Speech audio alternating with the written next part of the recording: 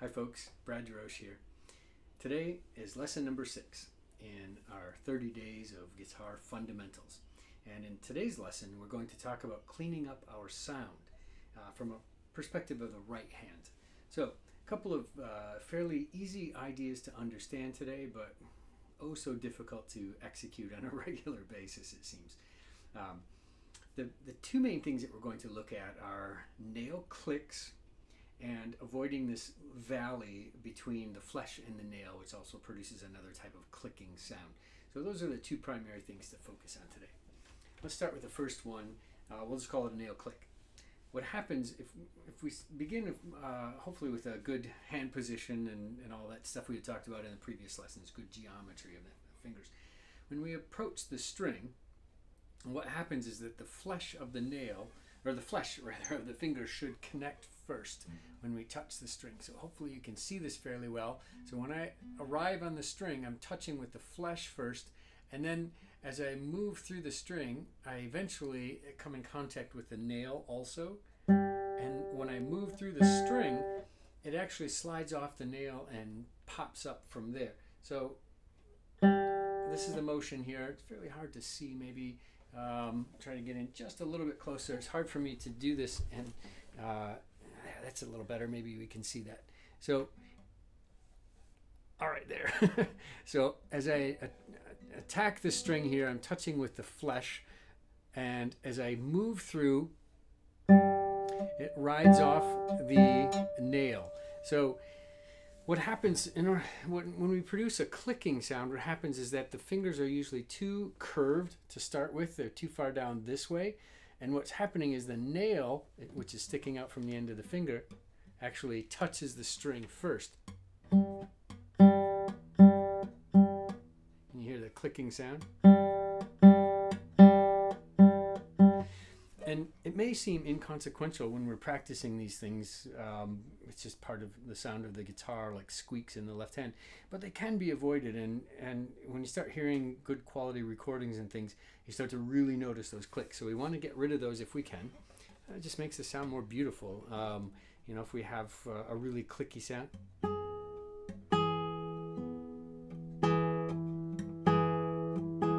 Can you hear the difference between a good one without the click versus ones with? I'm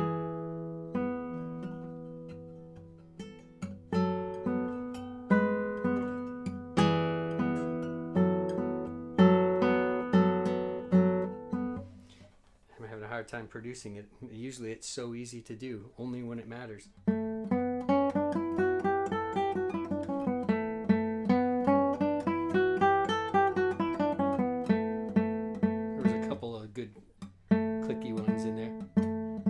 So in order for me to get that, I have to move my hand slightly more inward.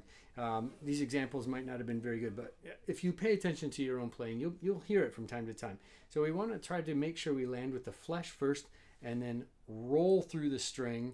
So this is about a feel, a certain feel when you're playing. You have to get accustomed to what it feels like to grab the string with the flesh of the finger and then roll through. And if you get accustomed to what that feels like, you'll be able to eliminate that clicking sound. But if you don't pay attention to it, you'll get a lot more of that click. Now, the second one is what happens if we approach the string at a much more 90-degree angle, a right angle to the string. It's kind of more of an old school technique, or if we're trying to get a real super bright sound, for instance. But if we do that, if we have a real 90-degree angle, a lot of times what people end up with is a valley between the flesh and the nail. You can hear the click when I finally hit the nail.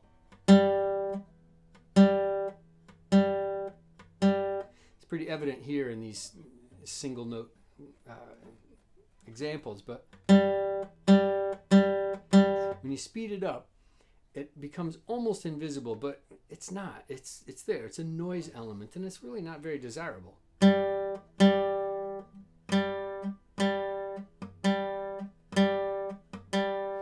Anyway, you get the idea.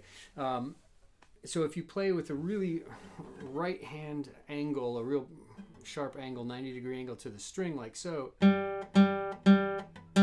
probably going to get a lot of those nail clicks like that, and you want to try to avoid those if possible. So the way to do that, to avoid that valley in there, is to just have a tiny bit more angle like this. So that what happens is that the nail is, well, when you're on the flesh part and you start moving through, the nail comes in contact with the string before it hits that valley all by itself. So here's the valley in between nail and flesh, and when I turn slightly sideways, I'm on flesh and nail simultaneously. So what happens is I never really hit that valley in between the two. So anyway, it changes that and it cleans that sound up. So when you're at straight 90 degree, I do this sometimes as an effect, but when I'm doing that, I make sure that I'm just touching the nail only, and this is for a really super bright sound. So if I want to do an example of Lagrima again, maybe I wanted that as a super bright effect. Sometimes when I'm playing really quietly, I will do this also.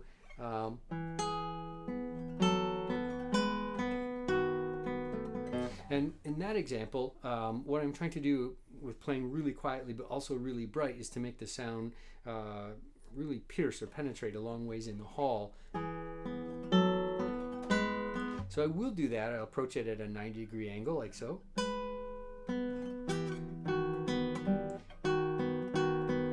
And get that really bright sound, but I have to avoid the valley, and so what I do is I land right on the nail when I'm doing that, so I'm skipping the flesh altogether with the finger. Versus the normal sound, which is more of this.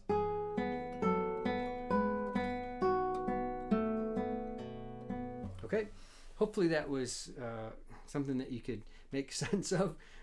So there's kind of two sorts of clicks that we get in the right hand. The one is in our normal position where the nail comes ahead of the flesh and it contacts the string, and it's really audible, especially in things like tremolo. When you're doing that, it tends to really stand out there.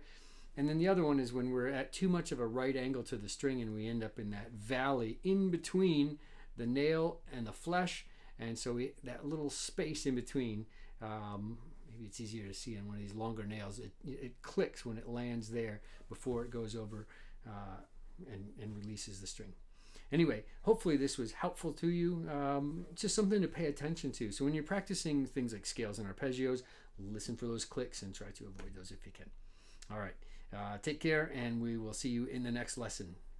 Cheers.